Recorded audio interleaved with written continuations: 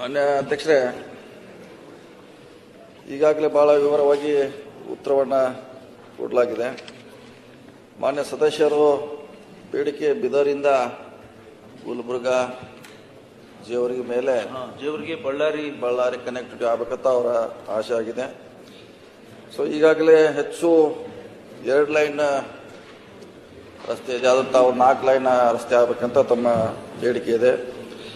ಈಗಾಗಲೇ ನಾವು ವಿವರವಾಗಿ ಕೊಟ್ಟಿದ್ದೀವಿ. ಯಾವುದನ್ನ 2 ರಿಂದ 4 ಮಾಡಲಿಕ್ಕೆ ಪ್ರಸ್ತಾವನೆ national highway authority of tender ಕೂಡ ಕರೆದಿದ್ದಾರೆ ಅವರು ಸರ್ವೆ ಮಾಡಲಿಕ್ಕೆ.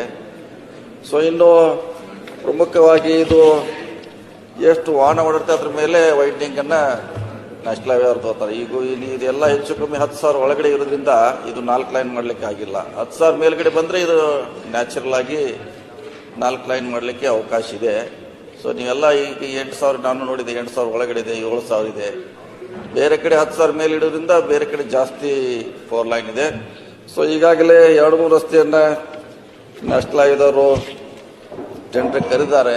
ಅವ್ರ ಕನ್ಸಲ್ಟೆನ್ಸಿ ವರದಿ ಬಂದ ಮೇಲೆ ಇದನ್ನ 4 ಲೈನ್ ತಗೊಂತ ಪ್ರಯತ್ನ ಮಾಡ್ತೀವಿ. ಯಾಕಂದ್ರೆ ಇದೆಲ್ಲ ಮಾಡೋದು ನ್ಯಾಷನಲ್ ಹೈವೇ ಅಥಾರಿಟಿ ಆಫ್ ಇಂಡಿಯಾದವರು. ಯಾಕಂದ್ರೆ ನಾವು ಅವರಿಗೆ ಸಲಹೆ ಕೊಡಬಹುದು, ಪ್ರಪೋಸಲ್ ಮಾತ್ರ ಕೊಡಬೇಕಾಗಿದೆ.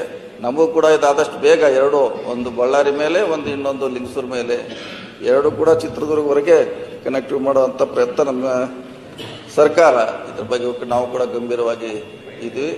ಇದನ್ನು ಕೇಂದ್ರ ಸರ್ಕಾರದ ಮಂತ್ರಾಲಯ ಕೂಡ ಒಯ್ಯುವಂತ ಪ್ರಯತ್ನ ಮಾಡ್ತೀವಿ.